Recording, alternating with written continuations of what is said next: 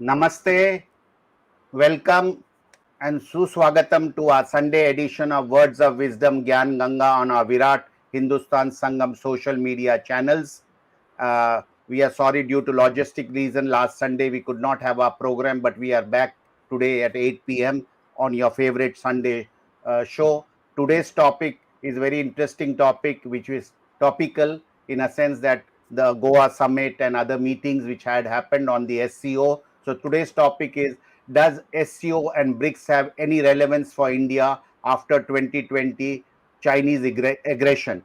And for the next half an hour or 45 minutes, Dr. SubramanianSwamy and our panel consisting of my colleagues Arvind Chaturvedi, Professor Arvind Chaturvedi from Delhi, and Ramesh Swamy will be discussing the topic. I thank our social media team led by Ashish Shetty, Tejas Navalgul, Ishwar Iyer, Swaminathan, Gadgi Rakesh, Vishal Mehta, and Ajesh Nair for their background support they give week after week for putting this program together. And today is the 195th episode of Words of Wisdom Gyan Ganga.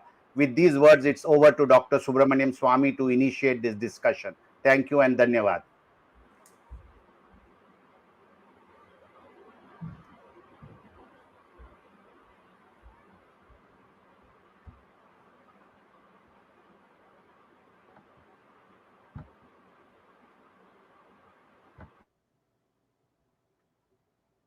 One minute, I think, Dr. Swamy, we have problems.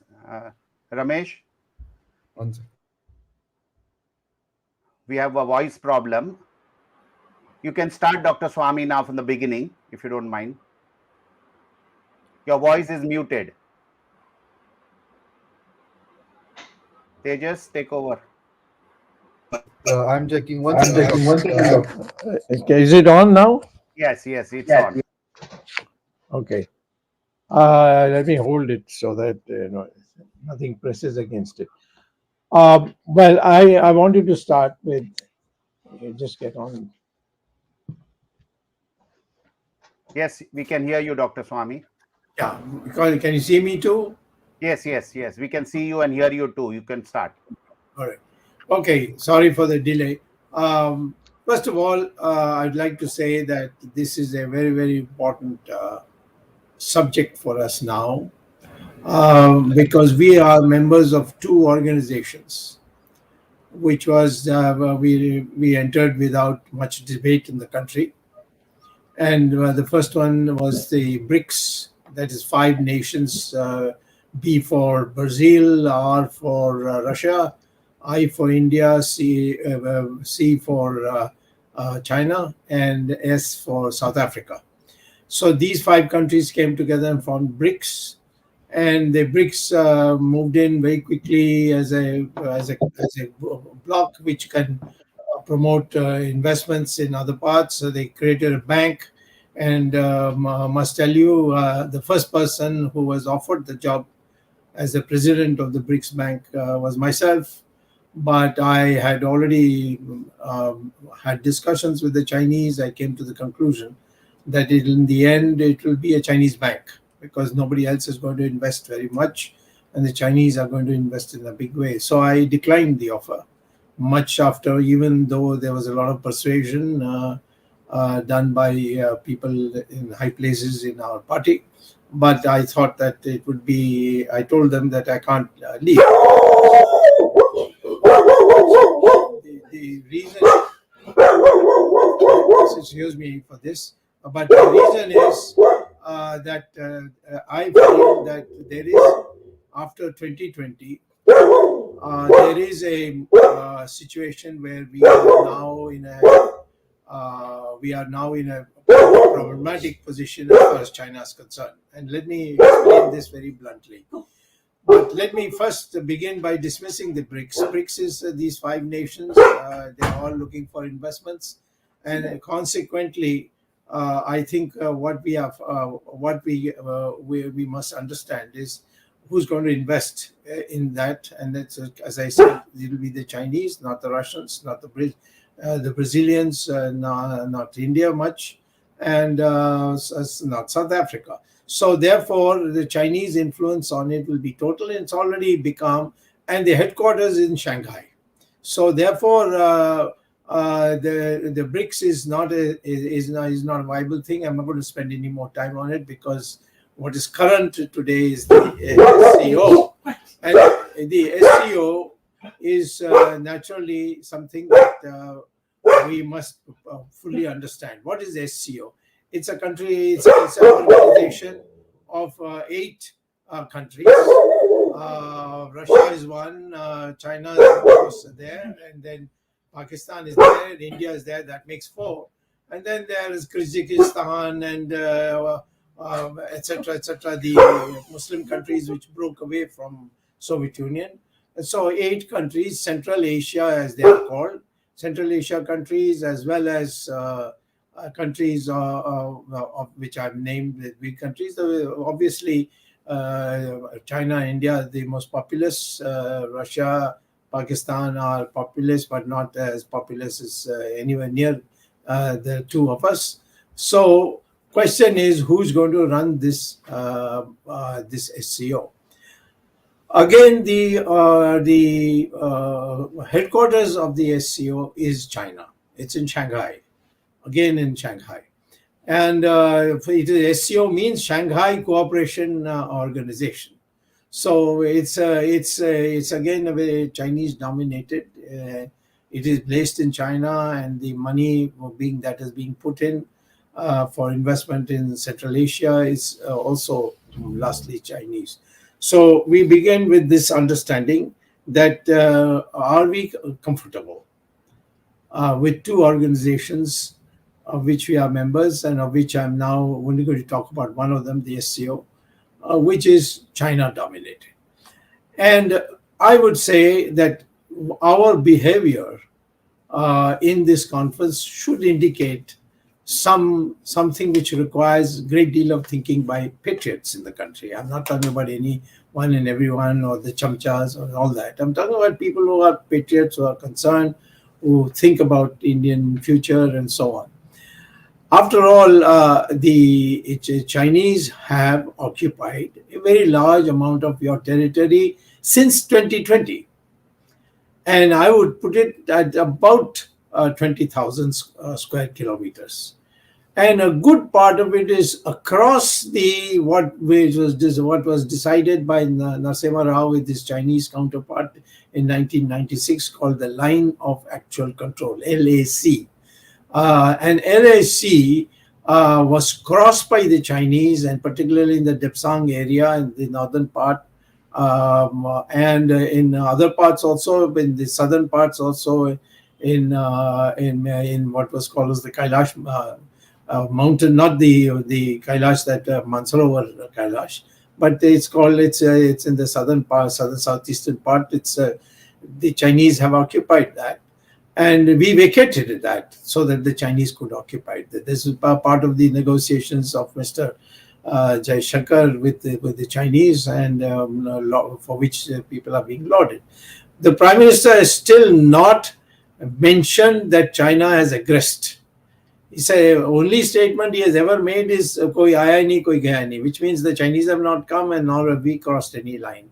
So that is meaning that we are treating the Chinese as if, nothing's happened. It's more like Jawaharlal Nehru said, not a blade of grass grows there. Why are we bothered about Chinese taking a few 2 acres of land? So a major question comes, are we complicit about China? Well, we have been, Modi had met Xi Jinping for 18 times 1-to-1, all by himself. And there are no records in the government of it. Maybe it is in the Prime Minister's drawers, but it's not in any of the government departments. So it has not been analyzed, what they discussed, what they came to conclusion. But it's quite clear that despite the fact that the Chinese have occupied so much of your territory, you have welcomed them very well. And what is it? The Pakistanis have been thoroughly bashed, of course. But the fact is, in what way the Pakistanis are any different from the Chinese in terms of aggression on our land?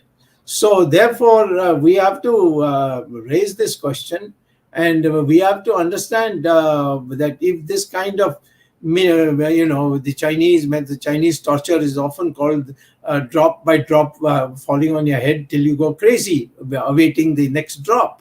So consequently, the Chinese are doing what they call is the Chinese torture. They are advancing inch by inch, and they are not admitting to it.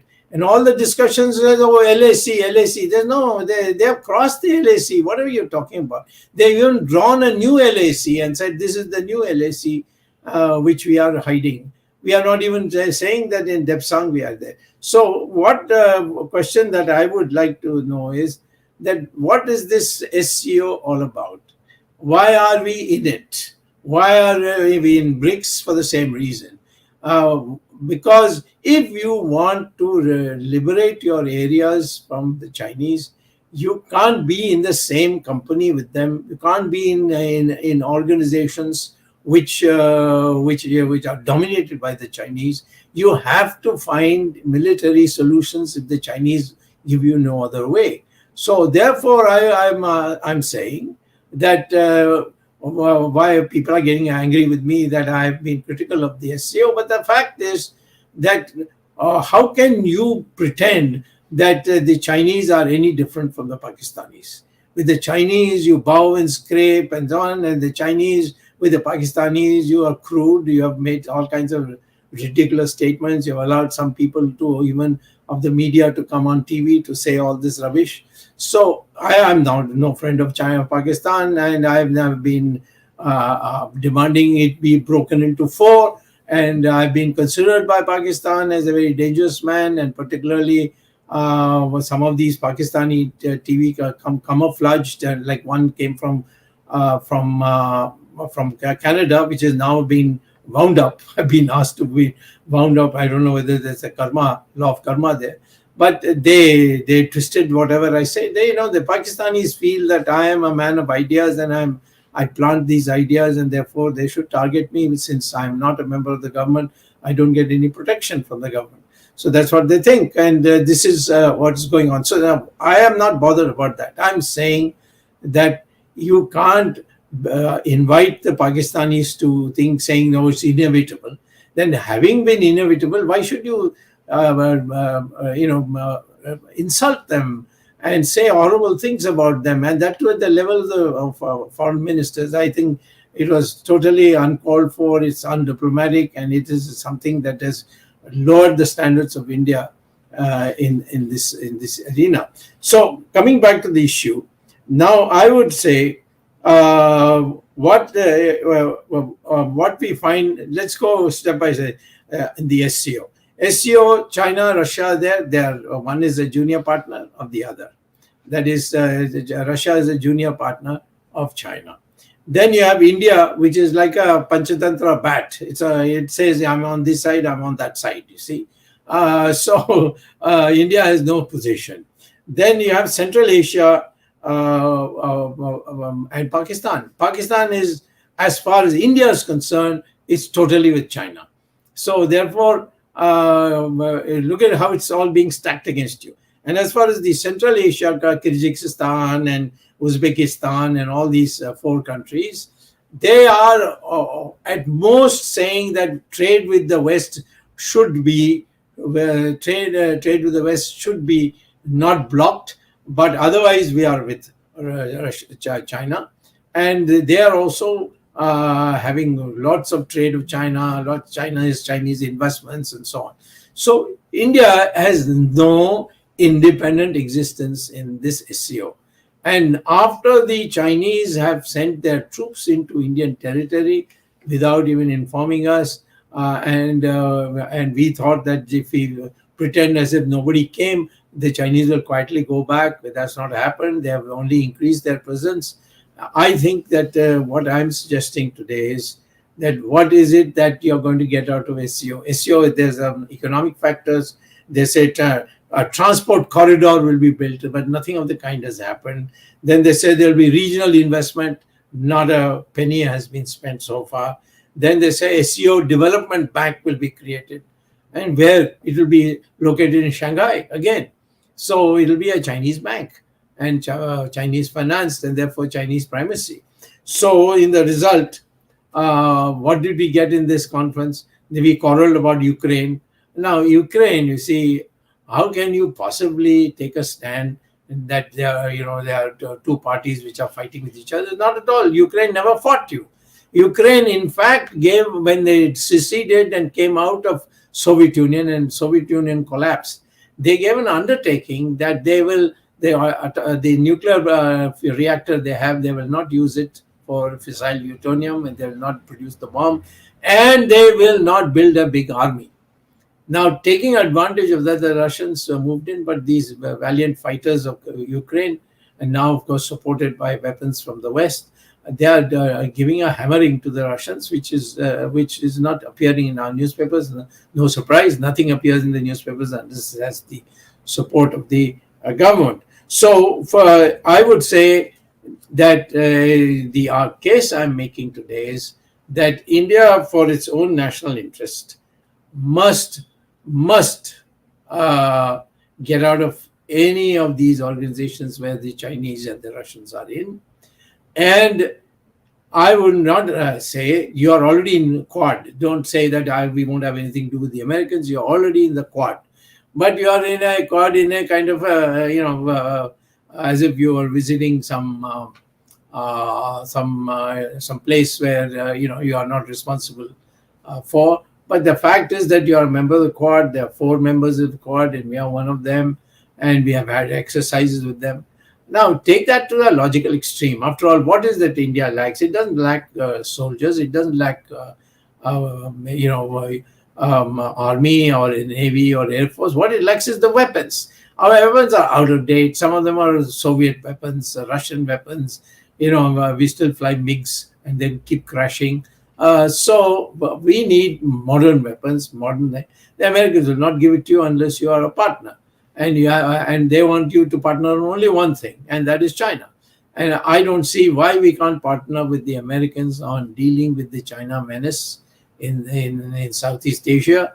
Why we can't team up with Vietnam? Why we can't team up with Japan? Japan, we are already a member, but we must do much more concrete thing. The Australians. Up to a point we can go further. They have other issues with us, so we may not go as far. But certainly most of the Southeast Asian countries, including Cambodia, Thailand, and so on, and Indonesia, they all have tremendous links with our past. And Indonesia, by the way, is just across the Malacca Strait. And India's, the Andaman Islands and Nicobar Islands, particularly Nicobar Islands, is also on this side of it. So if India and Indonesia decide to close down the Malacca Strait, the Chinese international trade will go for a 6, to use a cricket term. They will be completely at our mercy. And this is like the Suez Canal. So this is something that we should explore. So I would say what we are finding is that we are now in a situation where we are working against our own interests, and we are giving all kinds of lofty arguments, and this is not explainable. There's no white paper being produced why we should follow this policy. There's no discussion in Parliament. There's no discussion anywhere, and people don't know. And we have all these Andhbugs and Kanbugs running wild, saying all kinds of rubbish. You see, but that doesn't convince anybody. And consequently, this presentation that I've given to you, I like your reactions. I don't mind if you're being critical, or you can suggest moderation. But I think we have reached a situation where it's for us, our existence, our integrity, our Bharat Mata's unbroken body, we must now be we must be in a position to drive the Chinese out, not from China, but to drive them out from our territory, which is beneficial to us because the mountains come after our territory ends with Tibet. And of course, some other parts of China. So this is a commitment that I'm saying that we must have, and what this SCO, BRICS, all these things which have anything to do with the Chinese directly or indirectly, or with the Soviet Union, which is a complete junior partner of China, we should try to stand alone. But where we are not in a position to stand alone, we should take help, such as weapons from the United States. This is my submission for today.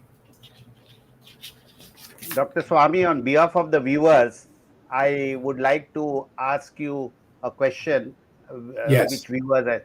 What is that Narendra Modi ji is trying to fudge or not accept that China has crossed over the LAC? Because independent journalists, foreign media, photographs, all are indicating. On the contrary, whatever happens, for example, that Arunachal MP met you once in Parliament and expressed a lot of, I would say, doubts of whether we are really doing the right thing at the border. And then these people, the PMO's man, Hiren Joshi, put pressure on him and made him withdraw the statement. But from the Army, Navy, Air Force personnel in various interviews, and sometimes even the foreign minister identifies China as some problem. But why is the Prime Minister, PMO, and these top leaders are reluctant to say that China has been tinkering with our borders? What do you think is the real reason these people are not openly saying that China is tinkering with the borders? It's not tinkering with the borders. They are actually crossed the border. They are not on the other side of the LAC, and that they are not admitting. I'll say, take me to Depsang or with other news media people and our people. Let's go to Depsang. Where will you take us? They won't take you. They won't even let you go to Ladakh in that kind of a situation we are in. I've tried this. I've met the then Commander-in-Chief of the Indian Army, Commander. I mean, of course, he was.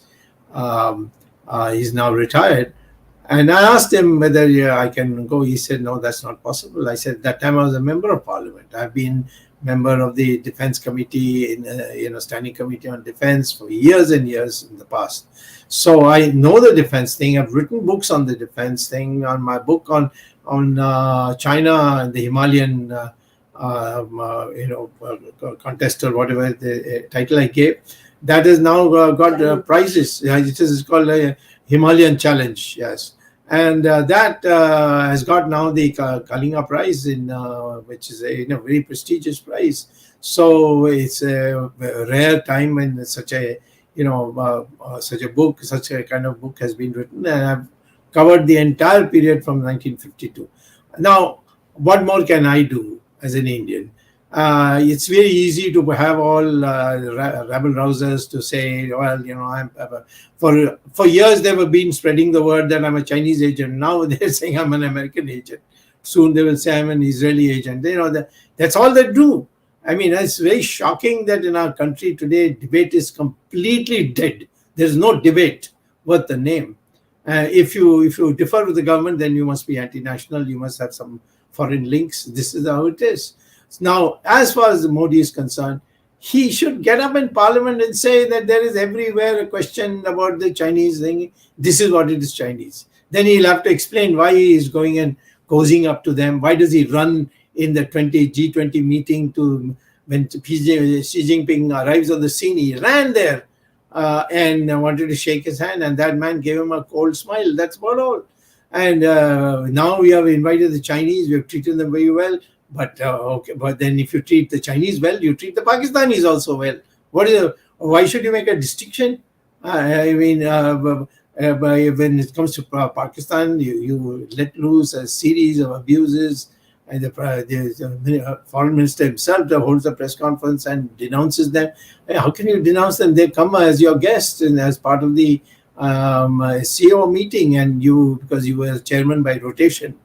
Therefore, they had to oblige and come at your invitation. So these are some of the things Why are you scared of China? What is it that China has a hold on you that you can't take their name? I want to ask a straight question to the Prime Minister through this program. What is it that is making you so afraid to mention that China has come and occupied your territory, and we shall not rest till we vacate the Chinese from our territory? He never says that. Instead of that, the meetings continue, the cordiality continues, everything continues. There's nothing. I know we are having talks, we are talking, we are trying to talk. They didn't talk to you when they crossed the border. Why are you wanting to talk to them to go back from your territory? I mean, this is pathetic that India should be so much on the knees as far as China is concerned. Dr. Swamy, there's another question from the viewer that is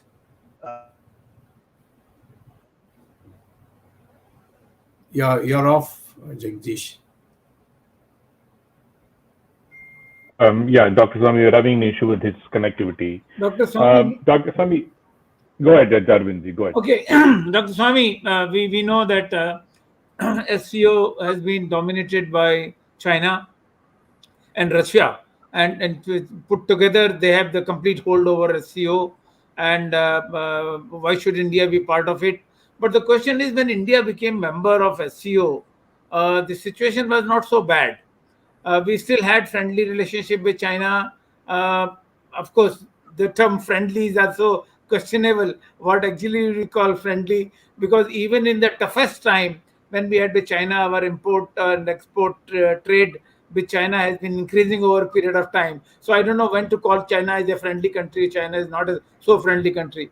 Even Russia, for that matter. But only thing is that Ukraine-Russia thing was not there, and India's neutral stand, there was no question of neutral stand at that time.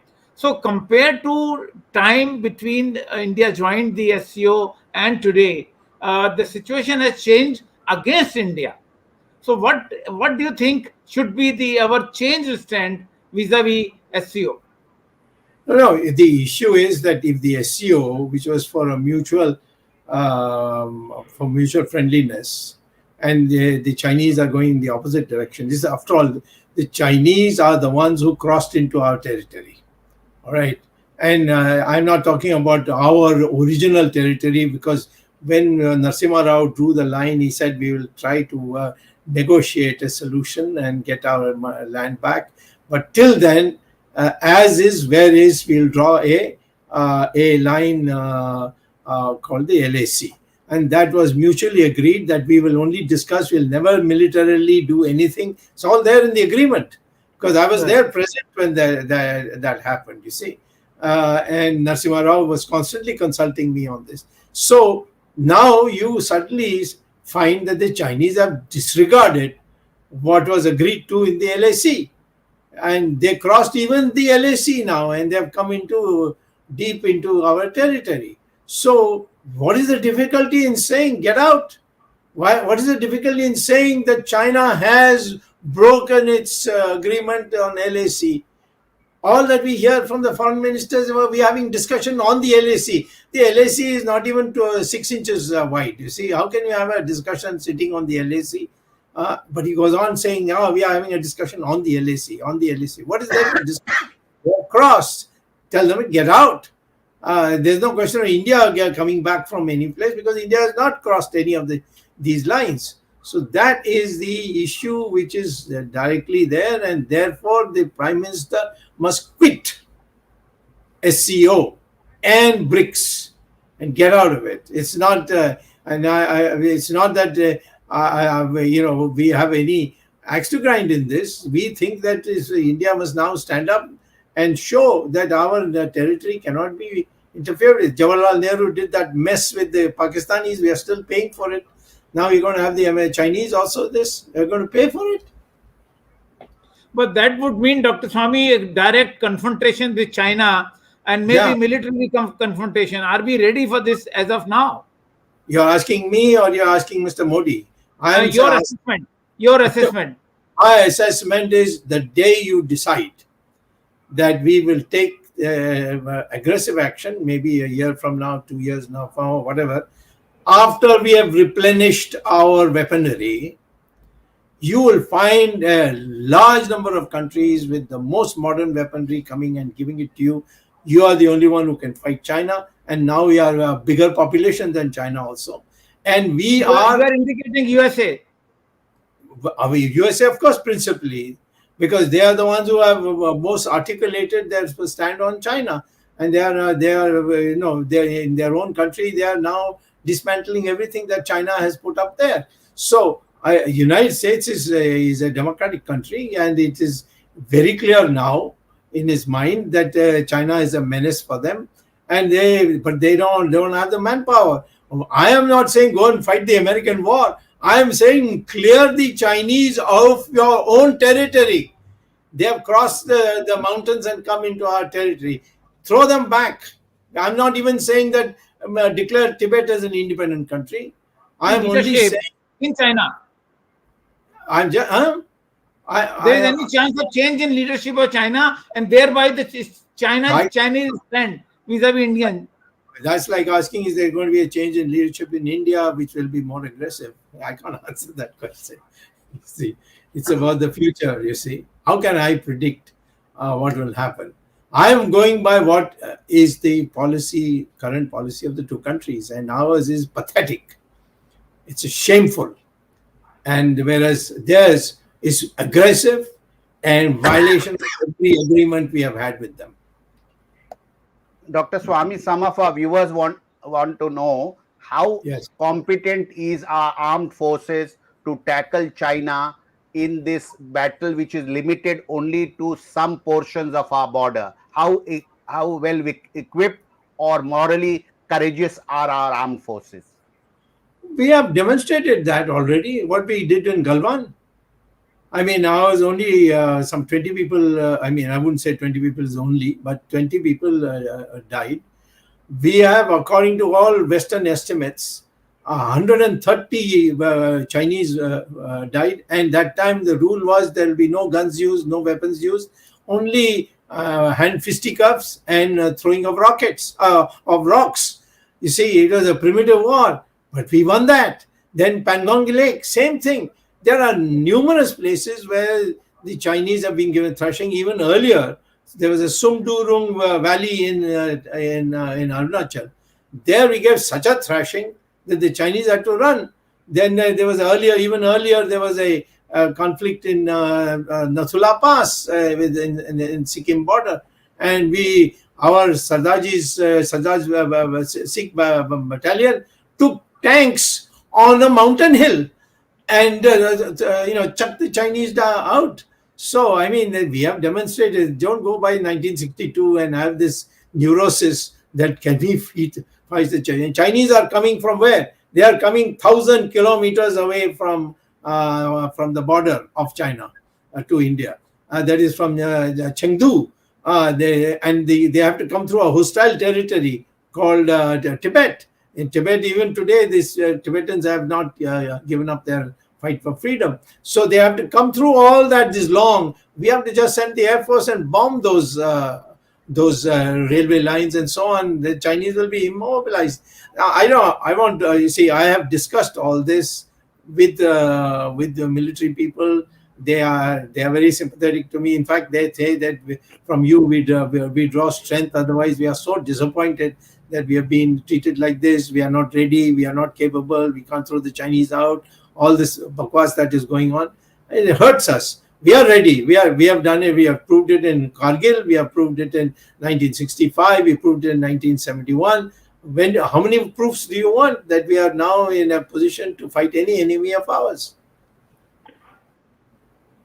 Dr. I think Swamy, Ramesh has a question. Yeah. Ramesh. I have a question. Then maybe Arunji, there are some requests for people for you. Ask some questions in Hindi also for that. I'll come back to you about that. Dr. Swamy, the Foreign Minister Jaishankar in May said that the ties with China are abnormal.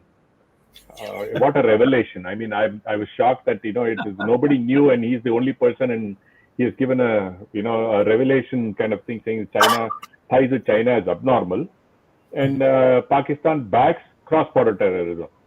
If these two were true, why did he invite this Bilawal joker for the SCO summit? Number one No. question. Yeah. I'll answer Go this question first, right? Go It's a short question. No, we are compelled because the SCO would require a member, which Pakistan is. The Pakistan, this SCO has 8 members, and there's no question of not inviting Pakistan. You can have called the. You could say that, listen, we can't hold this because Pakistan is in it or something, or put it off. You see, but to have held the conference, and especially since now the summit G20. conference. G20. No, not G20. Even SCO. This is only SCO. ministers. This is So only to for end in July. summit. Summit is coming. So I don't think that they had an option. But you don't have to behave the way they behave. They bowed and scraped before the Chinese, but with the Pakistanis, after bringing them in and making them sit down, as soon as the conference is going, before the guys left, you are abusing him left, right, and center. That's not done. That's not done in diplomacy.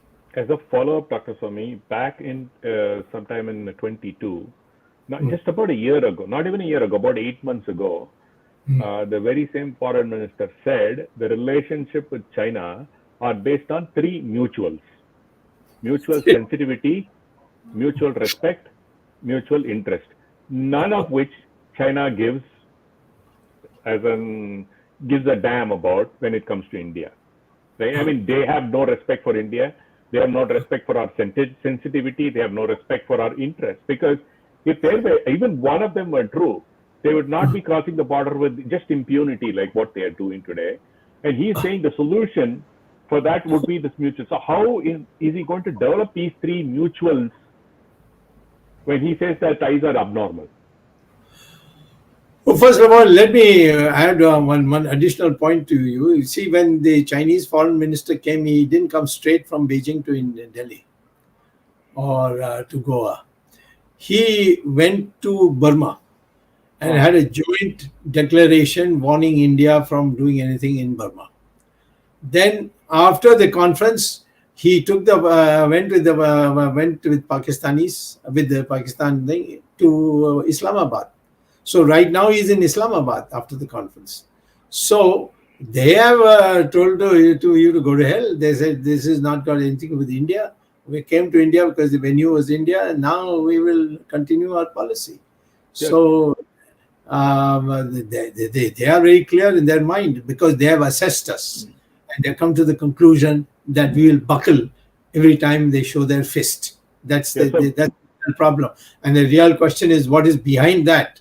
Why the Prime Minister even today is not, at least in the Karnataka election, he should have said, the Chinese have come, they betrayed us, they met me so many times, 17, 18 times on one-to-one, and then they betrayed us. They should have said something like that. Not a word, even to mention his name, as if, like the old days, conservative women wouldn't mention the name of the husband. You see, it's like that. And it's a pathetic situation to see. And nobody reads the Chinese internal papers. I do. And my God, the way they make fun of us, even before this conference, naturally, if the military people, they are already there. They have demonstrated whenever possible. They have demonstrated extraordinary valor, and no one can match our soldiers for this thing. Just get the weapons, and the weapons the Americans will give if you are fighting China. But Dr. Swamy, just a quick follow-up. Arvindji, you can switch to Hindi after that. Based on what's going to happen in 2024, Dr. Swamy, in the US in the elections, there is a huge mood shift among the people that they are fed up with China. And most of the candidates on the Republican side, I mean, one of the brightest stars and upcoming stars is Vivek Ramaswamy, and even Trump for that matter, are against this domination by China. Given this, doesn't India have a great opportunity to become a good ally of the US? Obviously, as you said, with caveats, we're just not going to buckle over again to the US with caveats. And are we going to miss that opportunity because we're going to say we're busy with elections, or even 2024, our elections are coming up. I think there is a huge possibility that they're going to miss the boat on this too again, Dr. Swamy. But what is your take? How critical is that interrelationship? No, there's obviously some compulsion. Otherwise, it makes no sense, because Modi is definitely craving for trips to America, and he wants to be seen and feted, and all the stuff that he does with these foreign trips. But he has some compulsions, and it's no use my telling what those compulsions are. People will ask me, where did you get this information from? How do we know it is reliable? I don't want to get into that controversy, but I will draw in a inference that if you are afraid to take the Chinese name, and when they come, you bow and scrape before them, you run to go and try and shake the hands of Mr. Xi in a conference where thousands of people are collected to have lunch or dinner, whatever it was, and all this, then obviously there is some problem. There is some way you are afraid that the Chinese might say something which will put you in great embarrassment. I don't know what that is, if it is, but I am only making a guess. I would only ask the Prime Minister one question: why don't you name China as having aggressed? You name every day Pakistan as having aggressed, but you don't name China for having aggressed. Why? Why this special treatment? Dr. Swamy, there was a news report. Okay. Jagdish, go ahead. Sorry.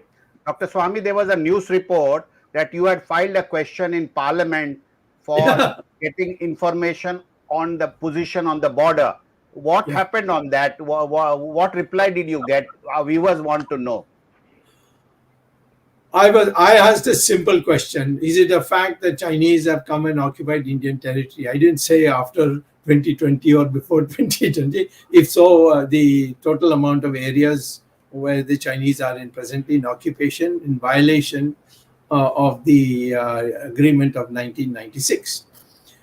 And the answer given to me by the Defense Ministry, what they told me privately is another matter, but I won't mention that here. But what the information they gave is, this is a matter of national security, whether on the question of the border, and therefore we will not answer this question. So I tried to raise it, by going to this chairman, speaker. They all expressed their helplessness. I've never seen even Mrs. Indira Gandhi's time, except of course the emergency. I was not inside; I was mostly outside. But never seen even in Indira Gandhi's time a question like this not being answered. And this is unbelievable. But I knew, therefore, there's something to hide. Because if they told the truth, there would be huge hullabaloo in the country. If they told lies, then it would be breach of privilege and they'll get caught somewhere. So they decided they will not disclose it anywhere. And some people, in fact, took my answer and went to Supreme Court, and the same thing. They said national security we can't give. And the court said we can't decide what is national security and what is not. So, do you mean giving away Indian land is national security, or hiding the truth is national security? Yeah, hiding the truth, that you pathetically watch the Chinese grab your territory, and you're afraid to tell the Indian people and how they will react. Dr. Swamy, I believe you have even gone in RTI to some of these departments or ministries. What is the fate of the thing? There are all answers saying that due to national security, we cannot give you an answer.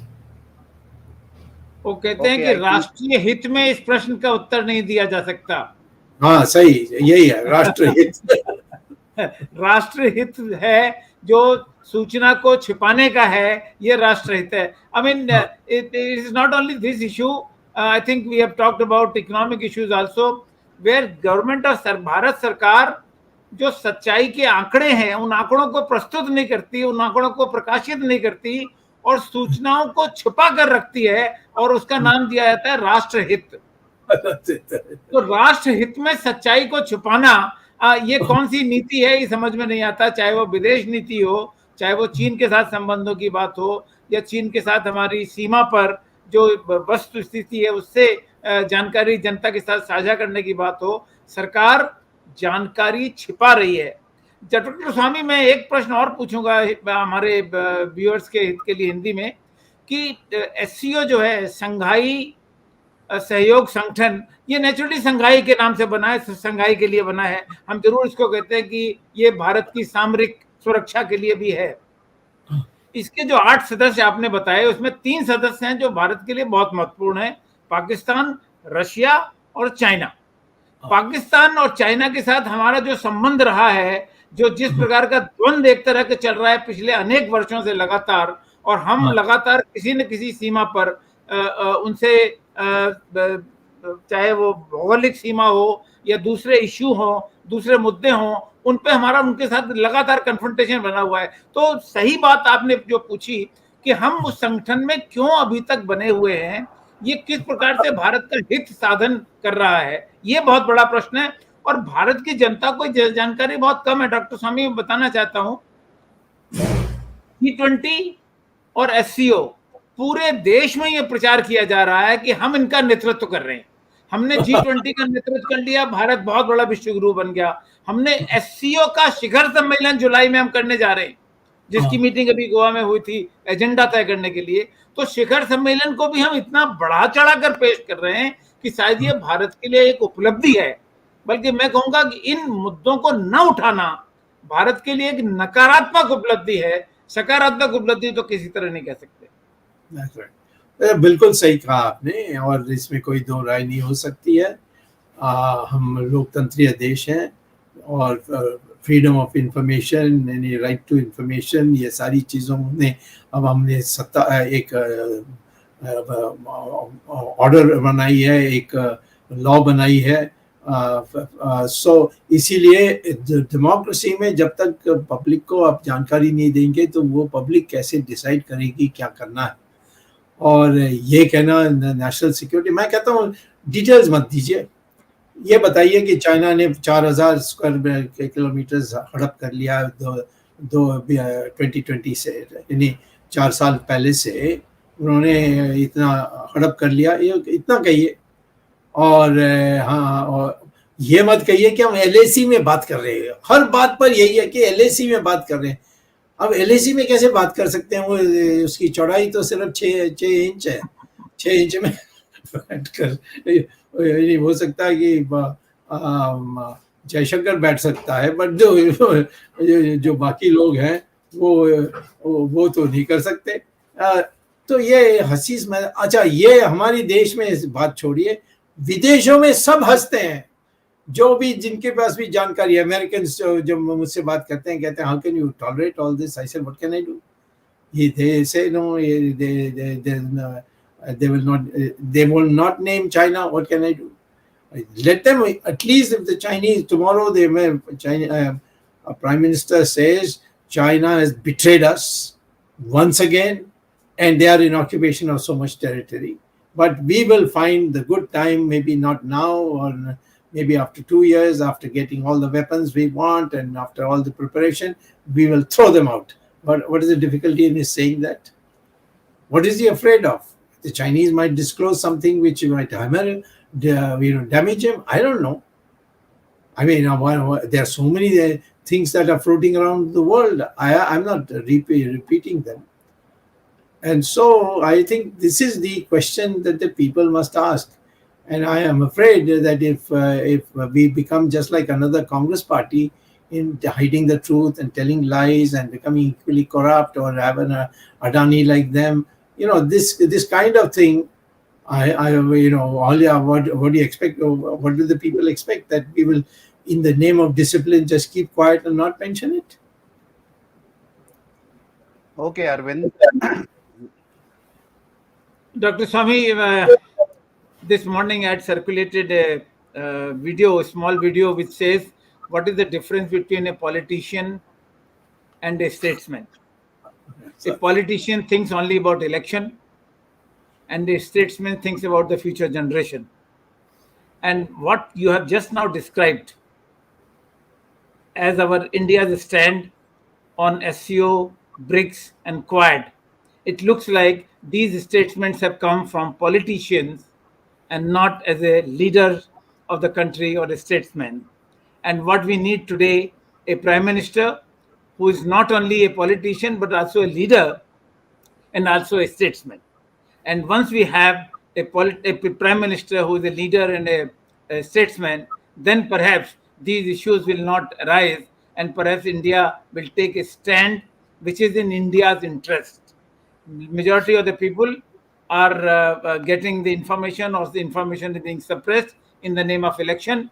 You have been raising these issues for quite some time now, irrespective of whether it is Pakistan or China or before the Ukraine-Russia war. You have been raising these issues, but government has not been responding to you. So thank you once again for raising these issues today and bringing to the light the India-China situation once again, in the light of the SCO summit, which is coming up in July, and the agenda meeting which we had in Goa recently. Thank you very much for your insight.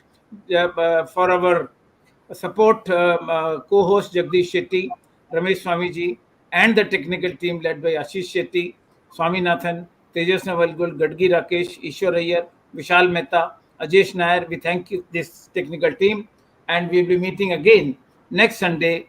Though you will be traveling next week, but we'll somehow try to see whether we can organize this program when you are away from India next Sunday, that is 14th of May. Thank you very much. Viewers, wait for another Sunday, another issue with Dr. SubramanianSwamy. Till then, Namaskar, Jai Hind. Namaskar, Jai Hind, Dhanyavad.